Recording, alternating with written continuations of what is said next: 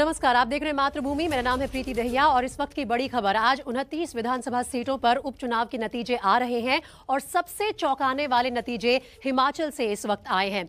यहां अगले साल के अंत में चुनाव होने हैं और चुनाव से साल भर पहले रूलिंग पार्टी बीजेपी को एक बड़ा झटका लगा है और इस झटके पर चीफ मिनिस्टर जयराम ठाकुर ने महंगाई को हार के लिए जिम्मेदार माना है। हिमाचल में 3 विधानसभा और 1 लोकसभा सीट पर उपचुनाव हुए हैं और मंडी लोकसभा उपचुनाव में बीजेपी हार गई है। साथ ही नतीजों के औपचारिक ऐलान का अभी इंतजार हो रहा है। लेकिन बड़ी बात यह है कि हिमाचल बीजेपी के राष्ट्रीय अध्यक्ष जेपी नड्डा का गृह राज्य है और इसके बावजूद यहां पर बीजेपी को हार का सामना करना पड़ा है।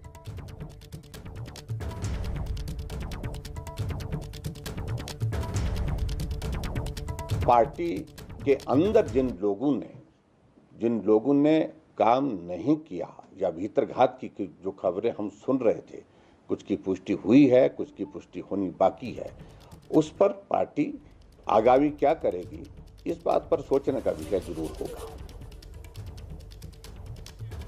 तो देखिए, ये है रिएक्शन मुख्यमंत्री का इस हार के लिए। उन्होंने भीतरघात और महंगाई की मार, ये 2 बड़े कारण बताए हैं जो कि जिम्मेदार हैं बीजेपी की हार के लिए। लेकिन यहां पर कांग्रेस आई है इन 4 सीटों पर। हिमाचल प्रदेश में विधानसभा और लोकसभा उपचुनावों में सत्तारूढ़ भारतीय जनता पार्टी को झटका लगा है।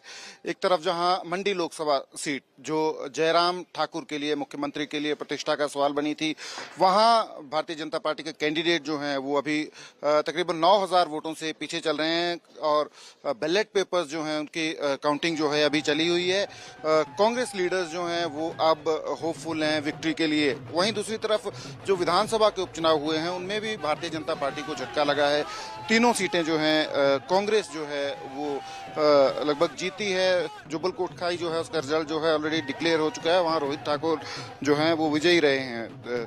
कमोबेश यही अर्की और फतेहपुर में भी है। आप देख सकते हैं ये काउंटिंग सेंटर है यहाँ मंडी में। ये इंडस्ट्रियल ट्रेनिंग इंस्टीट्यूट है फॉर वुमेन, यहाँ का ये काउंटिंग सेंटर है। तो यहाँ भी कांग्रेस लीडर जो हैं ये मौजूद हैं। काउंटिंग चली हुई है फिलहाल। हालांकि रिजल्ट जो है ऑफिशियली डिक्लेयर नहीं हुआ है, बट ये भी पता चला है कि प्रतिभा सिंह जो है शिमला से जो है मंडी की तरफ जो है वो चल पड़े हैं, क्योंकि विक्ट्री जो है, जीत जो है वो नजदीक जो है उनको दिख रही है। फिलहाल कांग्रेस लीडर्स यहाँ हैं, उनसे बात करेंगे कि इस विक्ट्री को लेकर। क्या नाम है आपका सर? मेरा नाम शशि शर्मा है, मैं प्रदेश कांग्रेस में महामंत्री हूं।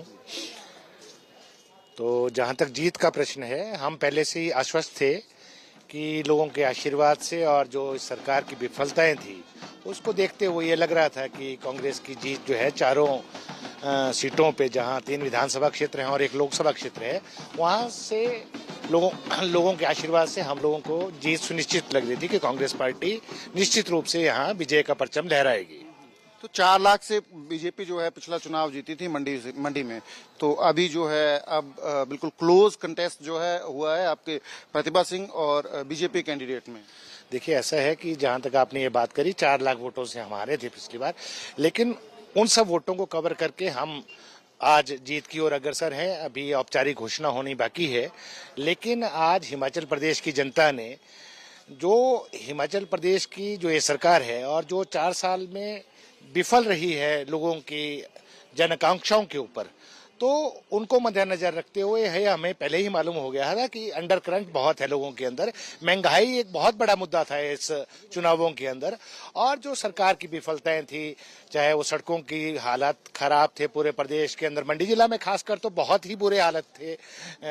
अपने कुल्लू तक की सड़कें हमारी बिल्कुल खराब थी। तो जन आक्रोश था भाजपा के खिलाफ और निश्चित रूप से कांग्रेस की विजय होनी थी, ये हमें पहले से ही पता था। ये देख रहे हैं हम कि कांग्रेस जो है बड़े लेवल पे सेलिब्रेट नहीं कर रही है इस विक्ट्री को, क्या रीजन है? तो जहां एक तरफ कांग्रेस पार्टी जीत का जश्न मना रही है, वहीं सत्ताधारी बीजेपी के लिए ये बड़ा झटका है। इस पर बात करने के लिए सीधा चलते हैं हमारे वरिष्ठ सहयोगी जगविंदर पटियाल के पास, जो मेरे साथ लाइव जुड़ रहे हैं अब। जगविंदर, काफी बड़ा झटका है बीजेपी के लिए, क्या कारण रहे उनकी ये 4 सीटें हारने के पीछे? देखिए, सबसे पहले तो जयराम ठाकुर की सरकार के लिए ये खतरे की घंटी है और सबसे बड़ा खतरा अब जो है जयराम ठाकुर के पास होगा, क्योंकि अगले साल चुनाव होने हैं। दिसंबर तक दोबारा से विधानसभा का चुनाव होने के बाद सरकार बनती है और ये एक साल के अंदर अंदर बीजेपी का नेतृत्व ये देखेगा कि आखिरकार हिमाचल में ऐसा क्या करें कि इस तरह की फजीयत ना हो। अगर महंगाई की बात करें तो वाकई महंगाई बड़ा मुद्दा है, लेकिन महंगाई तो उन राज्यों में भी मुद्दा रहा होगा जहां पर बाकी जगह पर बीजेपी ने परफॉर्म किया है। तो जयराम केवल सारी बात महंगाई पर डालकर नहीं बच सकते, उनके अपने कामकाज पर भी सवाल होगा। अब ये नेतृत्व देखेगा उनका कि आखिरकार उनका 4 साल का कामकाज कैसा रहा कि बीजेपी ना तो अपनी 2 सीटें बचा पाई, उल्टा जो 2 सीटें और खाली हुई थी वो कांग्रेस ने जस की तस एक बार फिर जो है वो जीत ली है।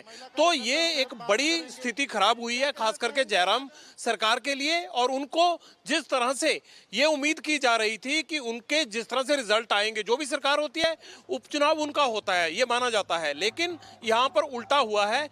बीजेपी ने जो है वो सीटों को देने में भी गलती की। 2 कैंडिडेट ऐसे दिए जिनकी की अपनी ही मुखालफत ज्यादा थी। उनके अपने एक उम्मीदवार जुब्बल कोटखाई से जो है चेतन बरागटा एक निर्दलीय के तौर पर खड़े हो गए और वहां पर तो जमानत जब्त हो गई। लेकिन मंडी विधानसभा, इन विधानसभा सीटों के अलावा मंडी लोकसभा सीट हारना इसलिए प्रीति इंपॉर्टेंट है क्योंकि खुद जयराम ठाकुर मंडी से आते हैं।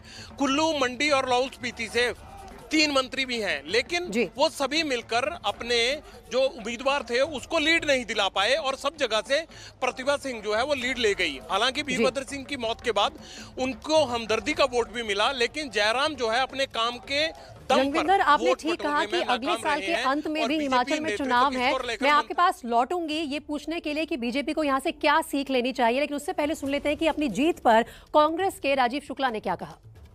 हमारी प्रतिक्रिया है कि हिमाचल की जनता ने बदलाव का मन बना लिया है, परिवर्तन का मन बना लिया। वहाँ से उनको भाजपा सरकार हटानी है, इसलिए हम 4 उपचुनाव जीते, जिसमें 3 विधानसभा और 1 लोकसभा।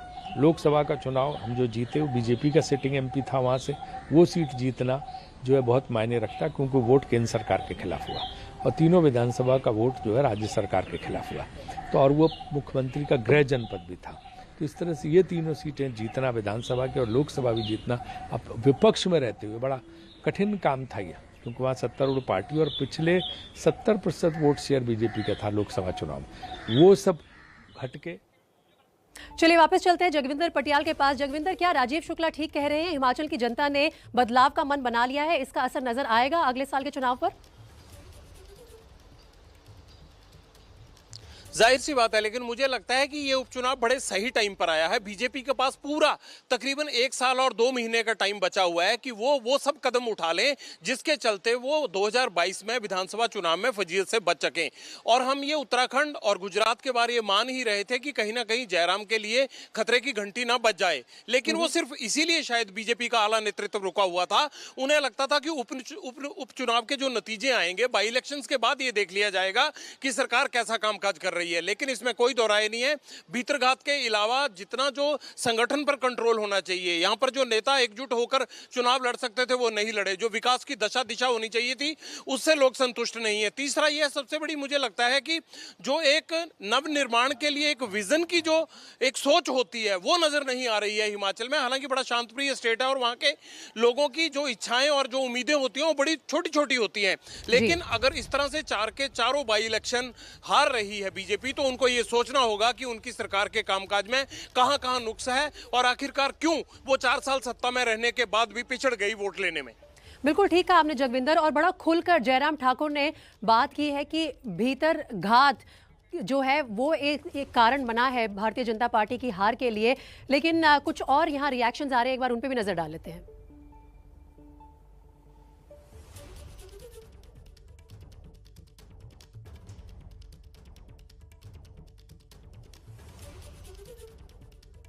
हमारे साथ कांग्रेस के वरिष्ठ नेता और हिमाचल प्रदेश के प्रभारी राजीव शुक्ला जी। राजीव जी, पहले तो हिमाचल में जो नतीजे आए हैं, आपको लगता है कि जो आपने स्ट्रैटेजी बनाई वो कामयाब हुई है? देखिए, हमारा काम है रणनीति बनाना और उस वहाँ की व्यवस्था को देखना, मैनेजमेंट को देखना। उस दृष्टि से हमें सफलता मिली, अपार सफलता मिली। पूरा इलेक्शन स्वीप हो गया, 4 की चारों सीटें हम जीते, जिनमें 1 लोकसभा 3 विधानसभा थी। एक जगह भाजपा की जमानत जब्त होगी। लोकसभा भी हमने जीती है, तो इसका मतलब वोट केंद्र सरकार के खिलाफ भी है, वोट राज्य सरकार के भी खिलाफ, और लोग वहाँ परिवर्तन चाहते हैं। तो मैं हिमाचल की जनता का धन्यवाद करना चाहता हूँ, जिनकी वजह से जिन्हें और ये भगवान की अनुकंपा है कि हमने इतनी बड़ी जीत हासिल किया। बाईपोल में ऐसे नतीजे, वो भी सिटिंग गवर्नमेंट के खिलाफ, आपको लगता है मूड रिफ्ट? हमेशा ही होता है, विपक्ष जो है वो बाई इलेक्शन मुश्किल से जीत पाता है, बहुत रेयर ये देखा गया, क्योंकि सत्तारूढ़ दल सारी ताकत लगा के इलेक्शन जीतती। यहाँ भी पूरी ताकत भाजपा ने लगाई, लेकिन इसके बावजूद हारे और विपक्ष जीता।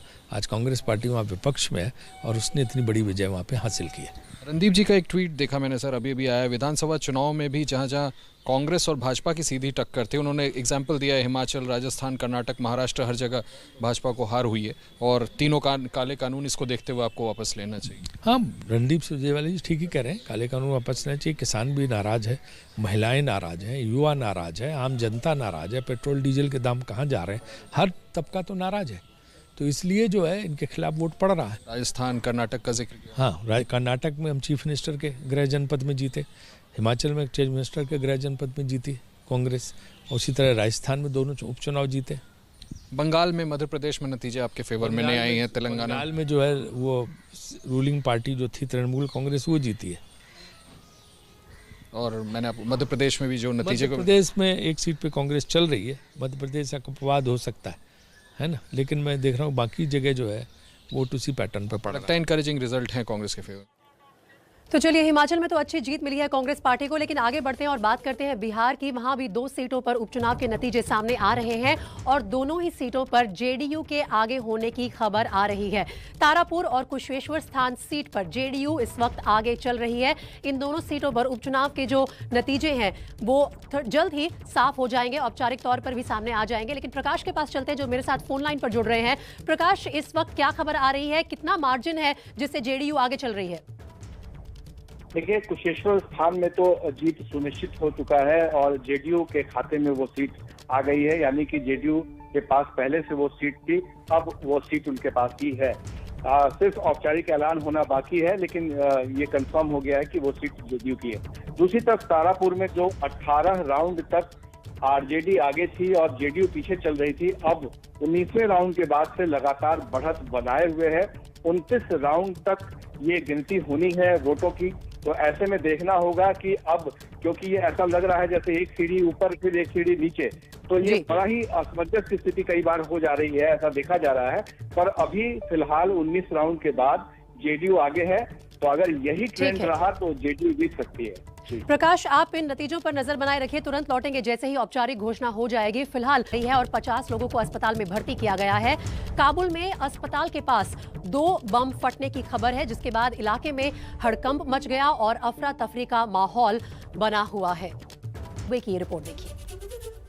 3 तारीख यानी कल के दिन है दीपोत्सव का पर्व, जब अयोध्या दियों से सजेगा, ऐतिहासिक रिकॉर्ड बनेगा और उस इतिहास को बनाने के लिए तैयारी कई दिनों से लगातार अयोध्या में जारी है। आप मेरे पीछे देखेंगे दीपों से ढका हुआ पूरा राम की पैड़ी का तट का दोनों हिस्सा 9 लाख से ज्यादा दियों को इस बार बिछाने की तैयारी है। दीपोत्सव का पर्व आप तटों के जिस छोर की तरफ नजर लेकर जाएंगे आपको दिखाई देंगे बिछे हुए दिए, अलग अलग तरीके की आकृति है। कहीं 196 दीपों का एक साथ एक स्वरूप में रखा गया है, तो कहीं अलग अलग तरीके के आकार बनाए गए हैं। पवन सुत हनुमान का आकार है, प्रभु श्री राम के बचपन के जो तमाम जो घटनाक्रम है उनसे जुड़े हुए आकार है, उनके धनुष का आकार है। इसके अलावा ये तट का दोनों हिस्सा जो तकरीबन 300 मीटर के दायरे तक फैला हुआ है, उसके दोनों छोरों पर दियों के बिछाने का सिलसिला कल शाम से ही लगातार जारी है।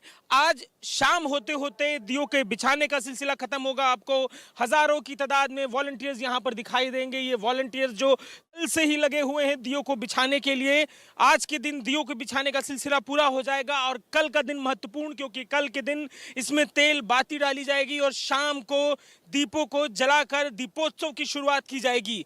ऐतिहासिक ये पूरा दृश्य रहेगा। और ऐतिहासिक क्यों नहीं, मानव इतिहास के जिक्र से प्रभु श्री राम का जिस तरीके से गुणगान भारतीय संस्कृति में किया जाता है, ये दीपोत्सव का पर्व ऐतिहासिक है। भारतीय सनातन परंपरा के इतिहास की बराबरी से उसकी पुरातन काल की श्रृंखला को बताता हुआ ये पर्व, और अब फिर से जब भव्यता के संग ये शुरू हुआ है तो उसकी भव्यता को जाहिर करने के लिए, उसकी भव्यता का श्रृंगार बढ़ाने के लिए आपको दिखाई देंगे तमाम ये नवयुवा जो तैयारी में लगे हैं। कल का वो दिन रहेगा जब दीपोत्सव का पर्व मनाया जाएगा। उससे पहले जो राम की पैड़ी के दोनों तट हैं, दीपों को बिछाने का सिलसिला जारी है, जो आज पूरा हो जाएगा। कैमरा पर्सन अरविंद कुमार के संग Ajay Dubey, AP news, Ayodhya.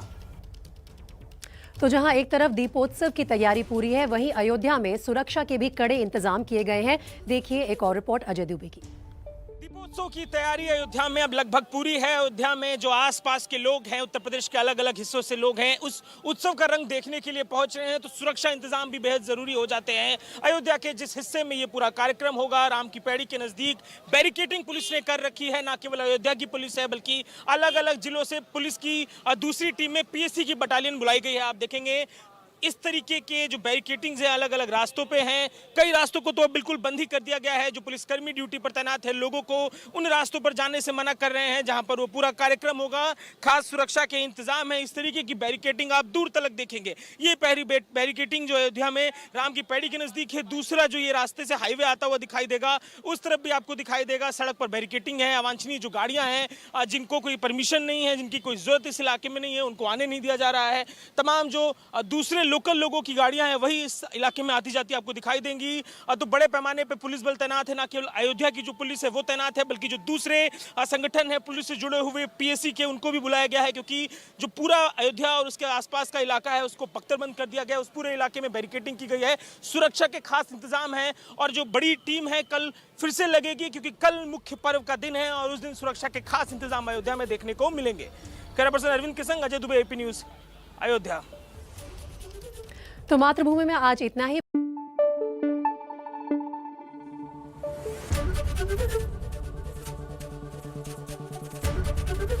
ABP news आपको रखे आगे।